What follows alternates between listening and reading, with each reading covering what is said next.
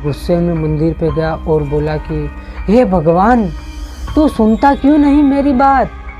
क्या मेरी आवाज़ में दम नहीं है? हैं?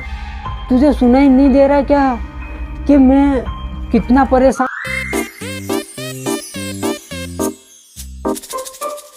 हेलो दोस्तों, नमस्कार। उम्मीद करता हूँ सभी अच्छे होंगे। और दोस्तों, आज बात करेंगे एक माँ और एक बेटे की। देखो दोस्तों, बहुत ही खुश नसीब है वो लोग जिनके पास माता पिता दोनों हैं, और किसी के पास, बेचारे के पास माँ है तो पिताजी नहीं है, पिताजी है तो माँ नहीं है। किसी को माँ का प्यार मिला तो किसी को फादर का प्यार नहीं मिला, पिता का प्यार मिला तो किसी को माता का प्यार नहीं मिला। तो दोस्तों, बहुत सारे लोग ऐसे हैं जिसको माता पिता, और किसी किसी को तो बेचारे को माता पिता दोनों को प्यार नहीं मिला। तो दोस्तों, होता है। देखो, अपने आप को खुश रखो कि अपने पास दोनों, मेरे पास भी, मैं खुश हूँ कि मेरे पास माता पिता दोनों हैं। तो दोस्तों, ऐसे ही एक बेटे और माँ की कहानी आज मैं सुनाने जा रहा हूँ। तो अच्छी लगे तो ज़रूर सुनिएगा, और अच्छी लगे तो कमेंट करके भी बताइएगा कि कैसी है। तो दोस्तों देखो, मैं बात करूँगा एक बेटे और एक माँ की। जब वो एक जंगल में रहते हैं और वो इतने गरीब थे, खाने पीने की भी पैसे नहीं थे। दोस्तों, वो क्या करे कि उनको उसकी माँ को वो बोले कि अपन शहर चलते हैं बेटा, वहाँ पे कहीं ना कहीं काम करके मैं तेरे को बड़ा भी कर दूँगी और खिला भी दूँगी। तो दोस्तों, वो शहर में गए। शहर में जाने के बाद उन्होंने एक झोपड़ी बनाई। ऐसे ही वहाँ पे बड़े मच्छर काटे, और ये ऐसे करके महीना भर गुजारा, धीरे धीरे रहने लगे। उसके बाद वो एक महीने से यहाँ से घर से कुछ खाना ले गए थे, वो खाया। उसके बाद ख़त्म होने लगा।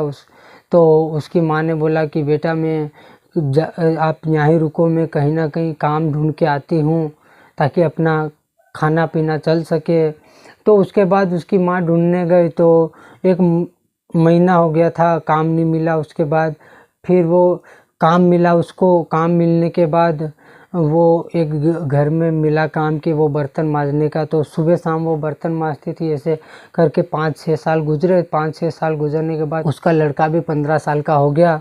तो उसके बाद वो माँ क्या हुआ कि वो काम कर करके थक गई। थकने के बाद वो बीमार होने लग गई। तो दोस्तों, वो 2-3 महीने लगातार बीमार हो गई। तो उस खाने के प्रॉब्लम आ गए। फिर वही दिन आ गए जो पहले के थे, वहीं पे अटक गए वापस। तो उसके बाद वो खाने की प्रॉब्लम हुई। तो उसका बेटा बोला कि माँ, आप यहाँ रहो, मैं कहीं से जुगाड़ करके काम करके ने आपका इलाज करवाऊँगा, गोलियाँ लाना है आपके लिए। तो वो बाज़ार में गया काम ढूंढने। तो पहले होटल पे गया और बोला कि भैया मुझे काम दे दो, मुझे मेरी माँ का इलाज करवाना है। तो उन्होंने भगा दिया। फिर ऐसे करके 3-4 महीने गुजरे। तो वो 3-4 महीने गुजरते गए, उसमें वो डेली मंदिर जाता था कि हे भोलेनाथ, भोलेनाथ की मंदिर थी पास में, बोलता था हे भोलेनाथ, मुझे काम दिला दे ताकि मैं मेरी माँ का दवाइयाँ ला सकूँ और इलाज करवा सकूँ और उसका देख रेख कर सकूँ। तो दोस्तों, वो इधर काम भी मांगने जाता था और इधर मंदिर पे भी सुबह सुबह डेली जाके वहाँ पे माथा टेकता था कि हे भगवान, मुझे काम दिला देना, मैं मेरी माता का इलाज करवा सकूं। दोस्तों, 3-4 महीने लगातार गुजर गया। एक बहुत रोया वो। फिर सुबह गुस्से में मंदिर पे गया और बोला कि हे भगवान, तू सुनता क्यों नहीं मेरी बात? क्या मेरी आवाज़ में दम नहीं है? हैं? तुझे सुनाई नहीं दे रहा क्या कि मैं कितना परेशान हूँ? तो भोलेनाथ प्रकट होके बोले कि जहाँ मांगना चाहिए वहाँ तो मांगने जा नहीं रहे, और जहाँ नहीं मांगना चाहिए वहाँ मांगने आ गए। तो वो लड़का बोला, भगवान मैं समझा नहीं, क्या बोलना चाहता? तो उसने बोला कि तेरे घर में माँ नहीं है।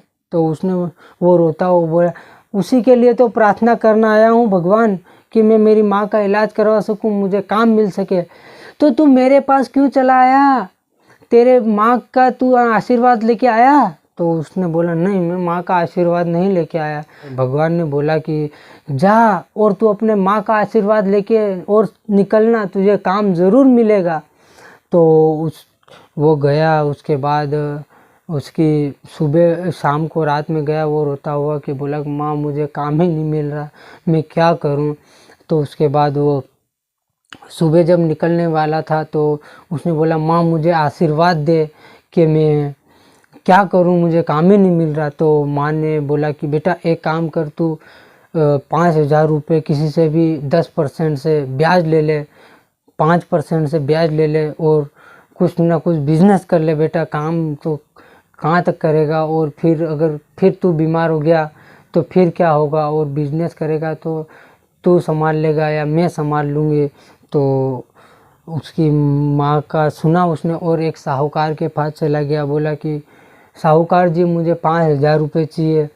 तो साहूकार ने बोला 10% के हिसाब से लूँगा 2 महीने के अंदर। तो दोस्तों जब उस चाय की दुकान खोली तो चाय की दुकान में डेली के 500,000 रुपये आने लग गए।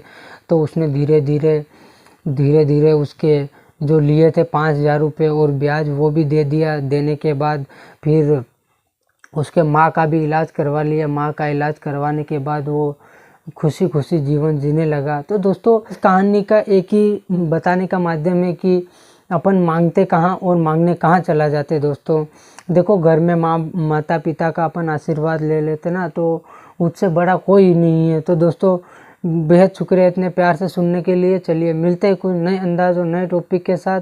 और दोस्तों वीडियो अच्छा लगे तो लाइक कमेंट और दोस्तों यार सब्सक्राइब ज़रूर कर लेना, ताकि मैं भी मोटिवेट रहूं और आपको भी मोटिवेट करता रहूं। तो जय हिंद, वंदे मातरम।